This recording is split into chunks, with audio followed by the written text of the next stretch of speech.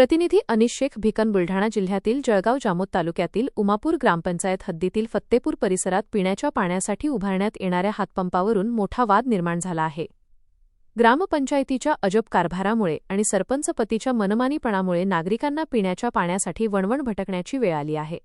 फत्तेपूर येथील नागरिकांनी पिण्याच्या पाण्यासाठी सातत्याने प्रशासनाकडे हातपंपाची मागणी केली होती। प्रशासनाने या मागणीची दखल घेत हातपंप मंजूर केला होता, त्यामुळे ग्रामस्थांना मोठा दिलासा मिळणार अशी अपेक्षा होती।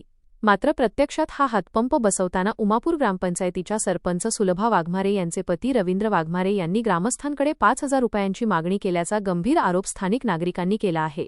पैसे देण्यास नकार दिल्यानंतर मंजूर झालेला हातपंप फत्तेपूर परिसरात न बसवता दुसऱ्याच ठिकाणी हलवण्यात आल्याचा धक्कादायक प्रकार समोर आला आहे। या प्रकारामुळे फत्तेपूर परिसरातील महिला आणि नागरिकांमध्ये प्रचंड संतापाची लाट उसळली आहे। पिण्याच्या पाण्याची भीषण टंचाई असताना आणि शासकीय सुविधा हा नागरिकांचा हक्क असतानाही केवळ पैशांसाठी हा हक्क नाकारल्याने नागरिकांचे हाल होत आहेत।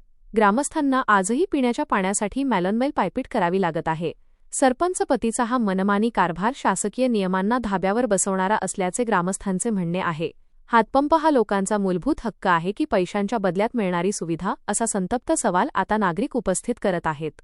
या संपूर्ण प्रकरणाची वरिष्ठ प्रशासनाकडून निष्पक्ष चौकशी करण्यात यावी, दोषींवर कठोर कारवाई करण्यात यावी आणि फत्तेपूर परिसरात तातडीने हातपंप बसवून पिण्याच्या पाण्याची सोय करावी अशी मागणी फत्तेपूर ग्रामस्थांनी प्रशासनाकडे केली आहे। आता प्रशासन या गंभीर आरोपांची काय दखल घेते आणि कोणती कारवाई करते याकडे संपूर्ण परिसराचे लक्ष लागले आहे।